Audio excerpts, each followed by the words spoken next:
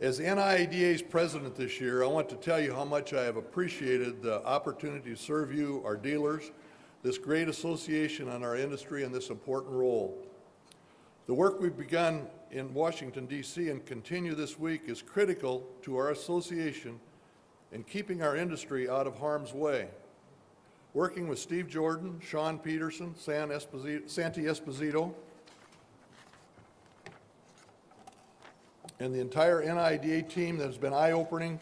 It's been an eye-opening, and I have seen firsthand the hard work that it takes to keep your voice at the forefront of the conversation in Washington, D.C. and around the country.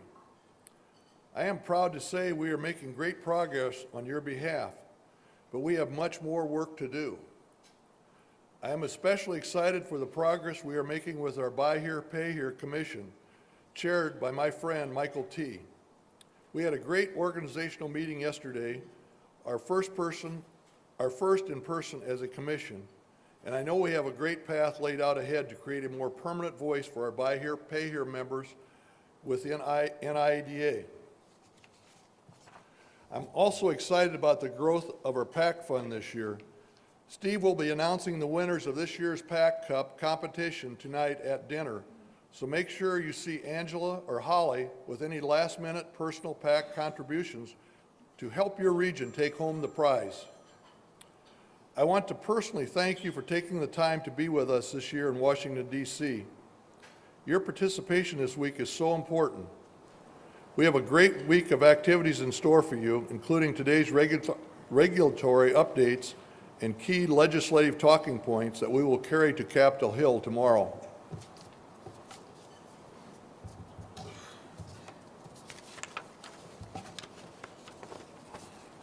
I also want to take a second to recognize our event sponsors with a round of applause, please.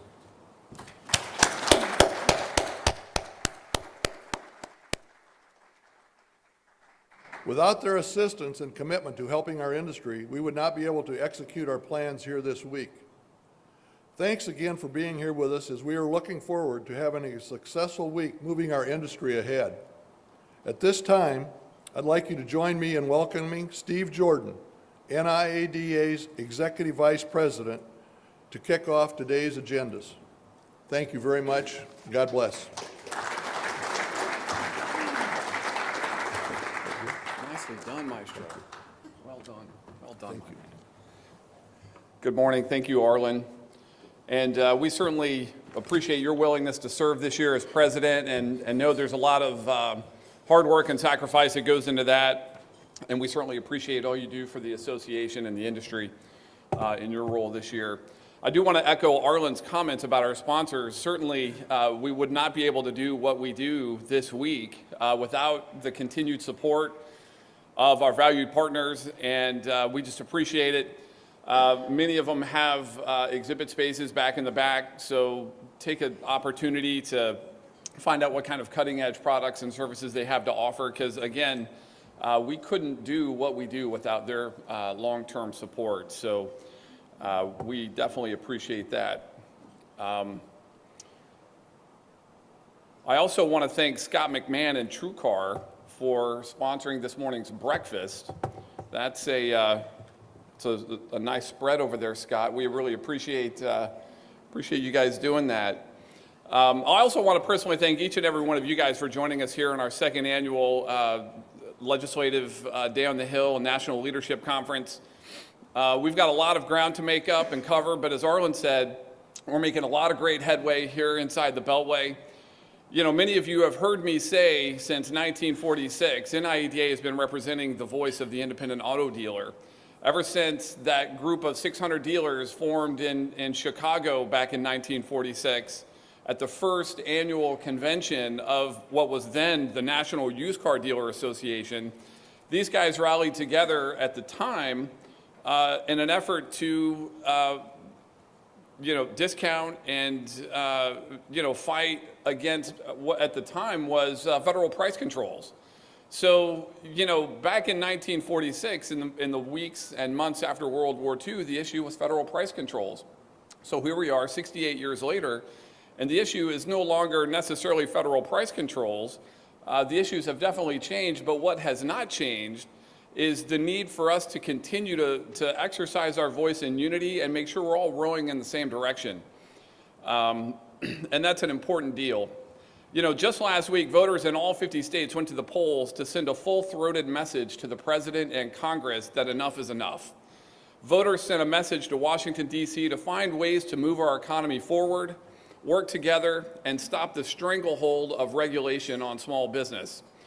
In a strong repudiation of the direction our country is heading, the electorate voted to send people to Congress who are not afraid of taking a stand for what is right and getting us back on track. Interestingly, independent dealers feel much the same way as last week's voters do when they went to the polls in their confidence with where things are heading. In your packet, you'll notice that we've got our second installment of our National Quarterly Business Confidence Survey.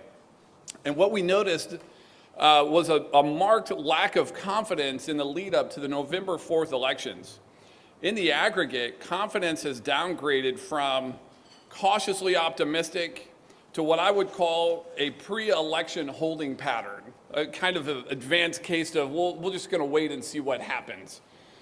Between the second and third quarter of 2014, we saw a jump of 18 points to 39% saying that economic conditions were the single most important problem facing our business industry today. We also noticed an increase of more than 6% to 73.3% saying that they are not planning to hire any new staff in the next year. So, not a positive sign, but at the same time, a positive takeaway from the third quarter confidence survey is access to inventory. That's always been an issue over the last several years. Last quarter, 22% said lack of quality retail inventory was the single biggest issue facing our industry today. That number dropped this quarter to 2.9. So I think that shows what the markets are doing with a lot of the rental car companies flooding the market with inventory and others. So that is a positive takeaway. In all, this third quarter survey confirms how a growing government sector and increased regulation can have a direct and negative impact on business confidence in our industry. I am looking forward to seeing how our confidence among dealers rebounds after the election in the fourth quarter as we move into a lame duck portion of the 113th Congress, which is why our first panel this morning is so important to what NIADA is doing to keep your voice heard in Washington, D.C.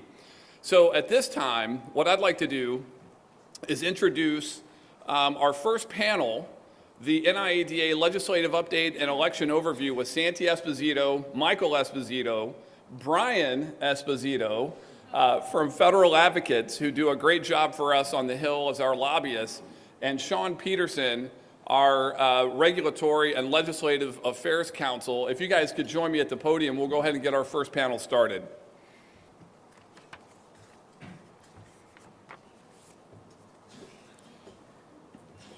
Good morning, sir.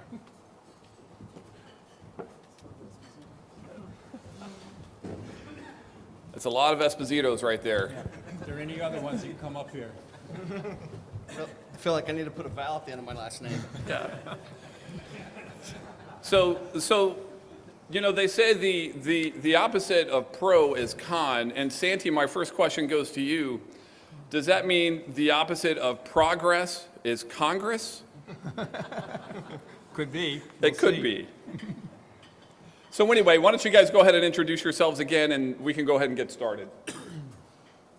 Start with you, Sean.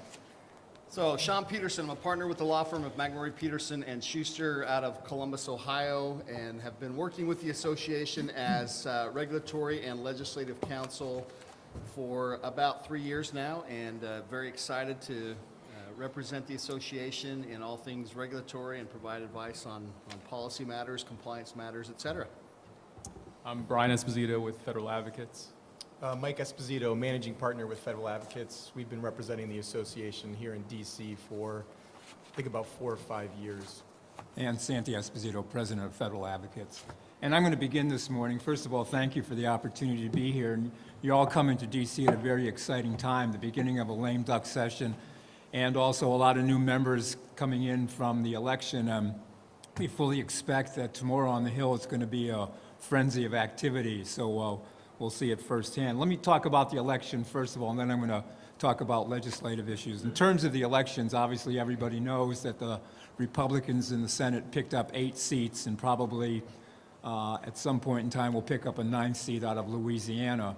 And on the House side, the Republicans picked up approximately 15 seats. There are 2 or 3 seats that are still haven't been called at this point. So the majority's increased. Now, with the increase in majority in the House side and a shift in the majority in the Senate side, it doesn't affect members' personal offices, but it does affect the committee structure.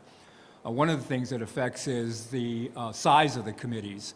The size of committees is determined by the ratio in the House and the Senate. So what you're going to see in the new Congress is more Republicans on committees and fewer Democrats. Also, when it comes to subcommittee assignments, it's reflected there as well. The other thing it affects is the leadership of the committees. I just want to talk about a couple of the committees that are very important to the association, but Senate Environment and Public Works Committee, which has jurisdiction over the highway program, currently chaired by Senator Boxer of California. Senator Inhofe of Oklahoma will become the chair of that committee. Boxer will become the ranking member.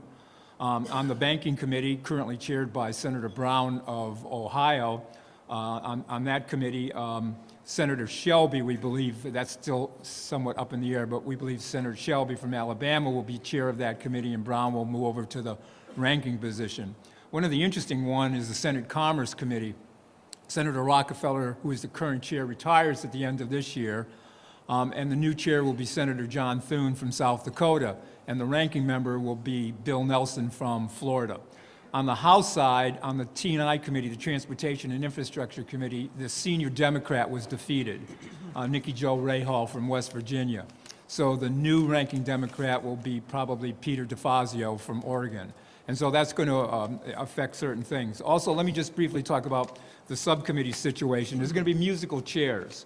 The way the committee chairs and the senior member on the other side of the aisle, the way those members are selected goes through a process called each House and each party in the House has what they call a steering and policy committee. Those committees nominate a person for that position.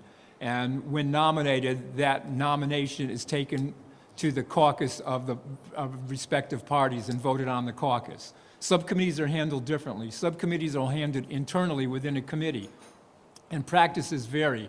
Sometimes you'll have a bidding process based on seniority in a committee where someone will say, they'll have a caucus meeting, and the chair will say, okay, subcommittee 1 is up, and he'll recognize the most senior member, and that member will say, I choose to run for that subcommittee, and then that's put to a vote. If that member has the subcommittee, then you go down the line. So sometimes it's through an election process within a committee.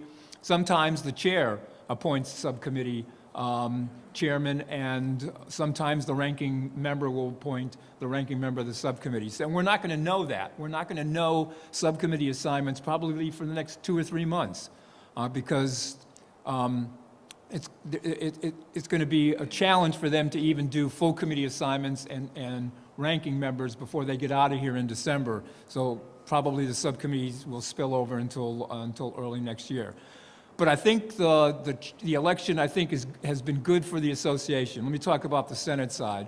I mean, Boxer and Inhofe have a good working relationship, so they've worked together very closely. But the important thing there is Inhofe is going to be the chair of the committee. It's going to make it more difficult for Boxer to move recall legislation. Not that that's not going to happen, but it's going to be more difficult for that to happen. On the Banking Committee over there, with the Republicans taking over the Banking Committee, they're going to be more open to listening to issues having to do with the CFPB than the Democrats have been. And on the Commerce Committee, with Senator Nelson becoming chair, I think that's a real plus for the association because of our exposure and representation in Florida. On the House side, with Chairman Schuster retaining his chairmanship, I think, again, good for us. We've raised money for him, the association has in the past. and with Congressman DeFazio coming from Oregon. We have a lot of our members are in his district, and we have a good relationship with him. So I think it's going to be all plus in terms of the election results. Now, let me talk a little bit about the lame duck session. The lame duck session started yesterday. It's going to continue to about December 11th. We don't think it'll go beyond the 11th. It may end earlier. The December 11th is the target day by which the current funding resolution for the federal government expires. So something has to happen between now and December 11th to keep the government funded. In our sense that it's not going to be passing appropriation bills, but it's probably going to just be an extension of the current continuing resolution, probably for another 4 or 5 months until the new members are here. That basically is going to fund the entire federal government for this fiscal year based on last year's numbers. And the reason why it's probably going to be continued is the leadership and the incoming leadership especially don't want members who aren't going to be here next year voting on bills that are going to affect, beyond the current fiscal year. So that's what the lame duck session will be. During the lame duck session, we're going to be watching 2 pieces of legislation.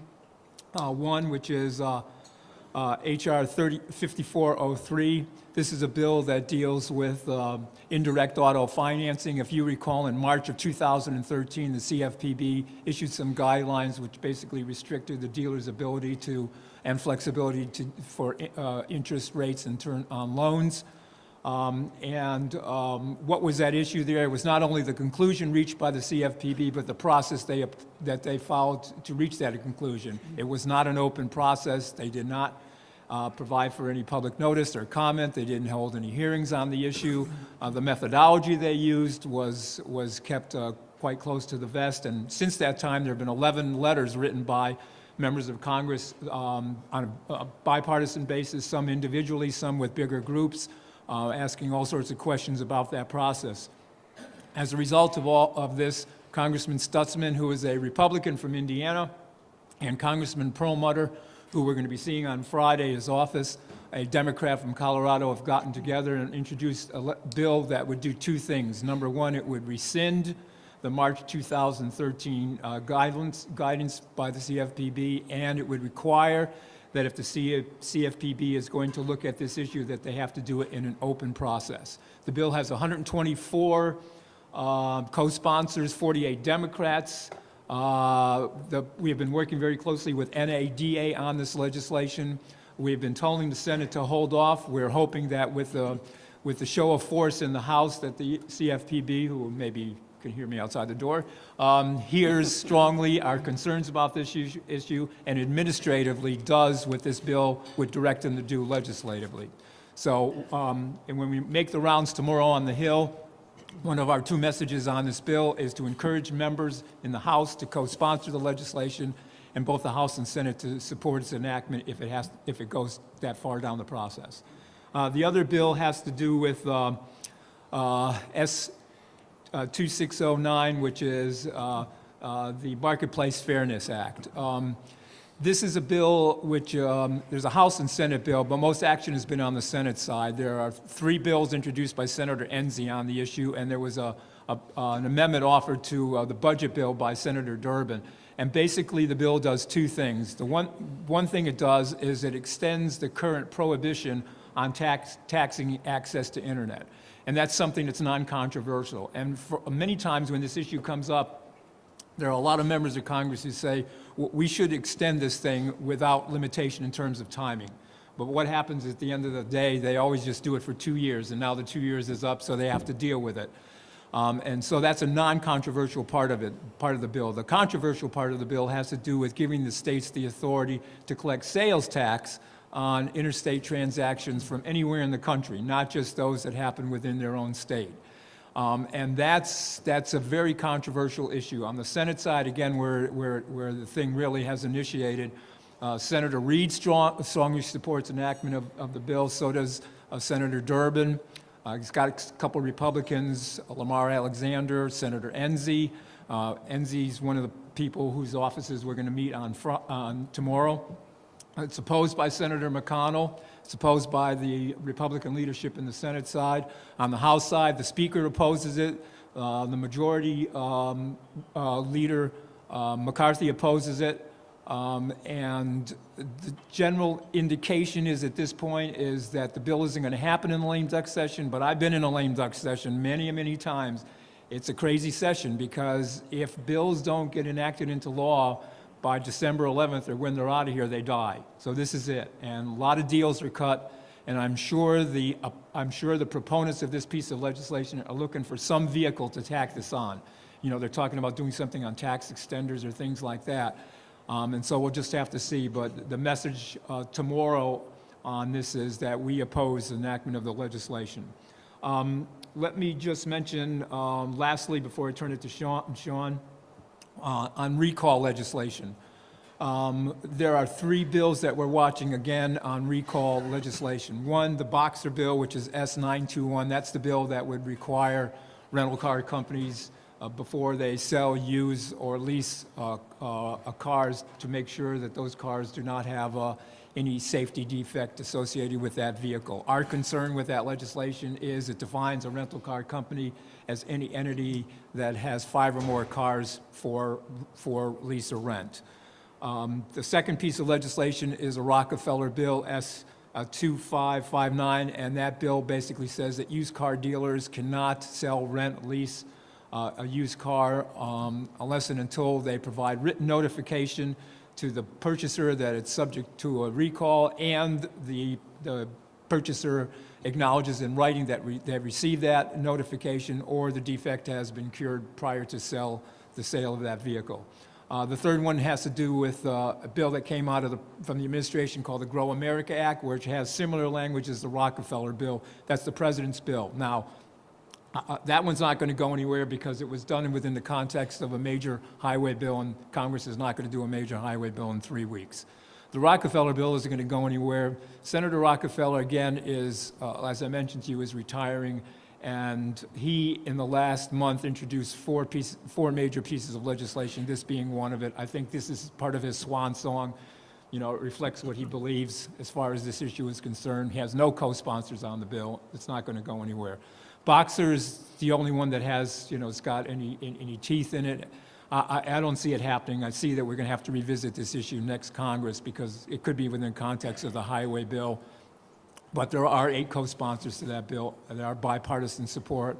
It is held. They have done a hearing on the bill. That bill has been reported and is placed on the Senate legislative calendar. But I don't see that happening. So I put the recall bill sort of on the back burner and focus on the other 2 bills. So before I turn it to Sean, I don't know if, Mike, you have any Yeah, I comments just on wanted to anything? mention something really quick about the midterm elections. You know, we witnessed the most expensive midterm election in history. Campaigns spent in excess of $4 billion, billion with a B, on their campaigns. Most expensive race was the Senate race in North Carolina, which last I checked was around $135 million. So in your packets, as you've seen before, still are these NIADA PAC registration forms. New members are coming into Congress. The association currently has friends in Congress that we often support with the PAC. So we can use this to form new relationships with these new members who are going to help the industry and the association out. One more thing I should mention before I defer to Sean. On October 14th, Arlen, Steve, Mike, and I did a round of meetings on the Hill. I want you to be aware of that. We met with Senator Scott Staffer, and that was, you know, an introductory meeting. As you know, we're hosting Senator tomorrow at the luncheon as our keynote speaker. We met with Eric Toy in Senator Portman's office. We're meeting again. One of the groups is going to be meeting with Aaron, but the purpose of that meeting was to encourage his support for our position on both of the bills I mentioned, on the Marketplace Fairness Act and on the indirect auto financing bill. We met with Burt Massey in Senator Enzi's office. We're going to meet again. One of the groups will be meeting with Burt tomorrow, and again, that was a big pushback on Enzi's support for that Marketplace bill. And we met with staff from Congressman DeFazio's office and Congressman Larson's office. We were pushing for co-sponsorship on the bill over in the Senate side on dealing with the CFPB. So just wanted you to be aware of that. And with that, Sean? All right, thanks, Santi. One of the things that is happening across the country on recall legislation, obviously there's these 3 bills that Santi's talked about in Congress, but there are several state legislatures that are considering the issue as well. California has a pending bill right now that there's some pretty strong support in that legislature to pass something. They were waiting for this NHTSA recall database that's a VIN searchable database. We'll actually hear a little bit more about that particular database and its function this afternoon from the NHTSA recall chief. But they were waiting on implementation and release of that database before they did anything. Now that it's out there, there is a pretty strong movement to get their bill passed, and hopefully they'll defer to Congress since this is such a federally charged issue, but you never know. The other local legislature that is considering doing something imminent is the New York City Council. I was in New York City a couple weeks ago with our state association and testified in front of the consumer committee there against the legislation that would ban any sale of any vehicle with any recall. Made no distinguishment whatsoever until that recall get fixed. So this is an issue that's percolating all across the country, and as we talked a little bit about yesterday in our legislative committee meeting, it's going to probably come to a head at some point in the next Congress, and we'll need to be prepared with some ideas on how we tackle that particular issue. One of the things that I wanted to talk about election-wise is what happened at the state level. A couple of years ago, the executive committee made a conscious decision to become actively involved with state attorneys general, given their impact on our industry. We've joined the Republican and Democratic Attorney Generals Association. Steve and I quite frequently attend their meetings. We'll actually be at the Republican AG's meeting next week in Miami. Several of the newly elected attorneys general, in addition to those that are currently sitting, will be there. The Democrats will meet in January, and we'll be attending that one as well. At the state level, the Republicans went from 24 state AG's offices to 27 with the midterm elections.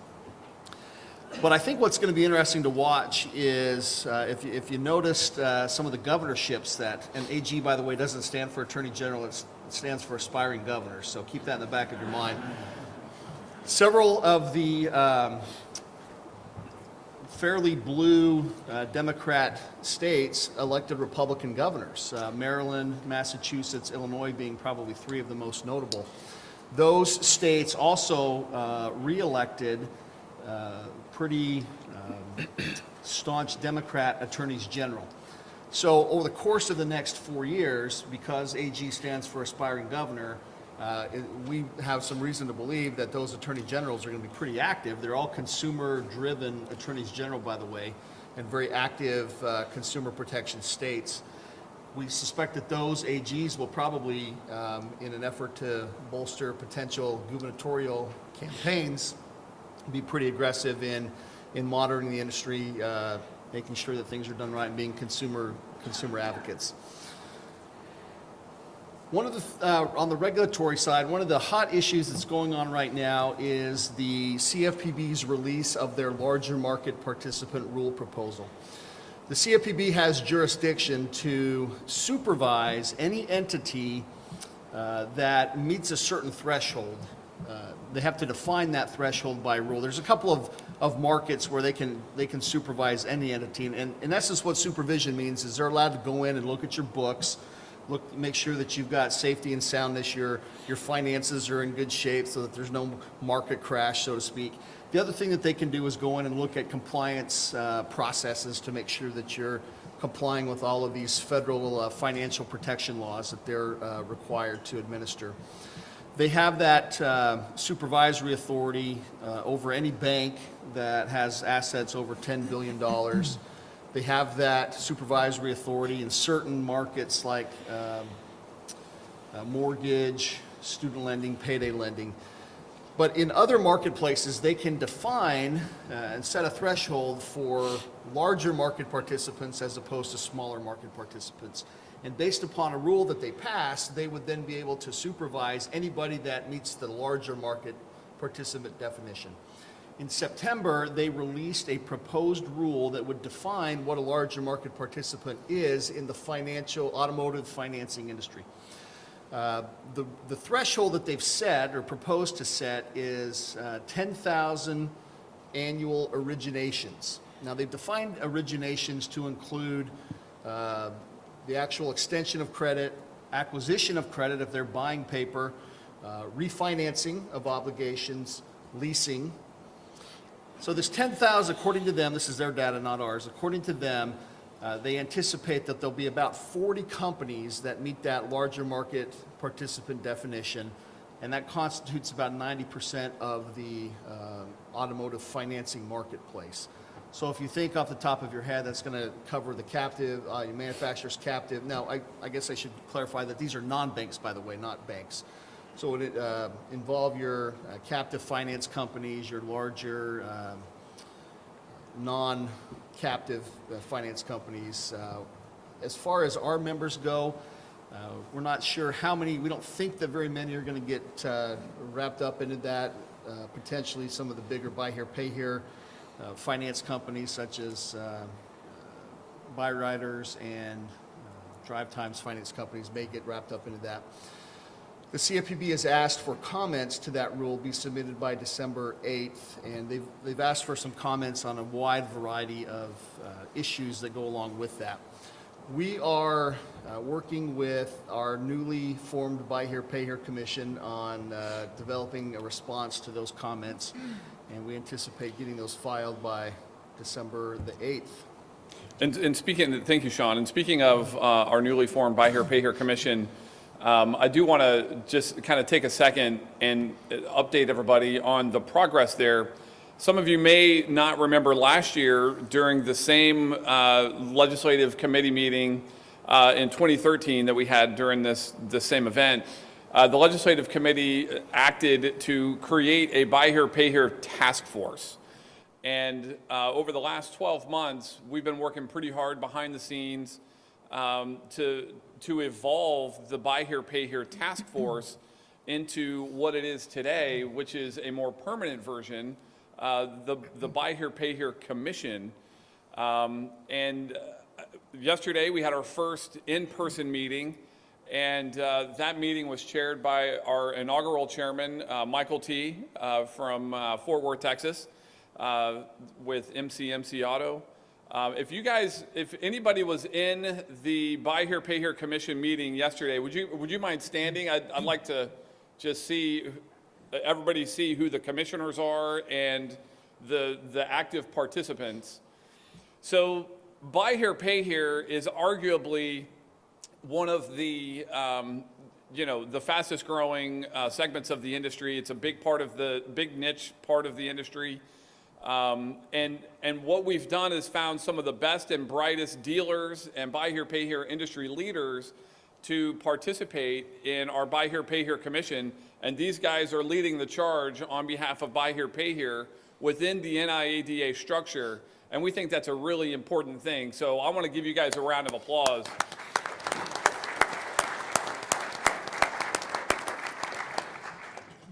It takes a lot of leadership to do what we're going to do in that Buy Here, Pay Here Commission, and I appreciate in advance all the hard work you guys are about to embark upon, and certainly looking forward to working with you guys on that deal. So,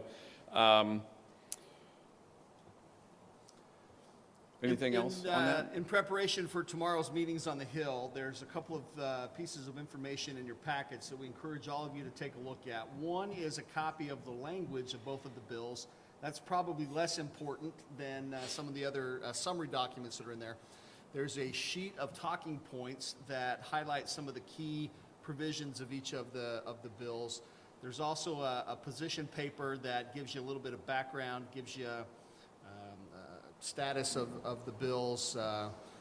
It's actually been updated verbally here since that one of the bills was put in there. We've gone from 91 to 120-ish co-sponsors now on the CFPB reform bill, so that's a great thing.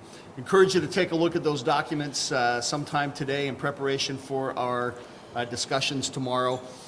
Just give you a sense of what things will be like tomorrow. We only have about 20 minutes with each of the staffs that we talk about, or we meet with, so we don't have much time with them, so it's going to really be hit and miss, in and out kind of discussions, and we'll have some team leads and some, we'll talk a little bit about this more tomorrow, but we want you to have all the information in front of you so that as we go and we're in these quick pace meetings that one, you feel comfortable in what we're talking about, and two, that we stay on point and use our 20 minutes very effectively. So in the interest of time, because I know we've got our next speaker with the CFPB, Wendy Kamenshine is here. She's the CFPB ombudsman. If you don't know what that word is, Google it. If you don't know how to spell it, there's dictionary.com. But before we move into our next session, does anybody have any questions for our panelists about anything that we've been working on legislatively or the two bills specifically that we're going to be talking about tomorrow? Any questions? Gordy, you don't have any questions about tomorrow? Nothing? All right. Okay, well then I'll take the remaining time to echo Michael's sentiments about the PAC Fund. You guys may have heard about this thing that we're doing. So back in June, we launched a competition to see which region around the country, we've got 4 regions around the country, which region could raise the most money on behalf of our PAC Fund. And it's kind of like the Oscars or, election night. It's too soon to tell who's in the lead. But I can assure you it's a very close race. And my guess is it's going to come down to who can generate the most revenue between now and tonight's dinner. So the 4 regional VPs, could I have you stand? Our 4 regional VPs. So we've got Lou Tedeschi from Region 1, which is the Northeast. We've got Henry Mullinax from Region 2, which is the Southeast. There you go. We've got Scott Allen from Region 3, who's in the heart of Texas and basically, everything in the middle of the country, west of the Mississippi. Scott. So if you're in one of those states, he's your guy. And our good friend, our national quality dealer from last year in the Region 4, who is from Colorado and everything west of Colorado. I'm trying to think of all the states out there. Joe McCloskey, Colorado, Oregon, everything west of, Texas. So I'm telling you, it's a close race. So if you know what region you're in, make sure you see these guys if you haven't committed already. So it's going to come down to the wire. So does anybody have any questions about the PAC Fund? I'm sure you've never heard us talk about it before. Okay, you guys can have a seat. But all right, well, if nobody has any other questions for our panelists, we'll go ahead and move right into our next deal. We'll take a 30-second break.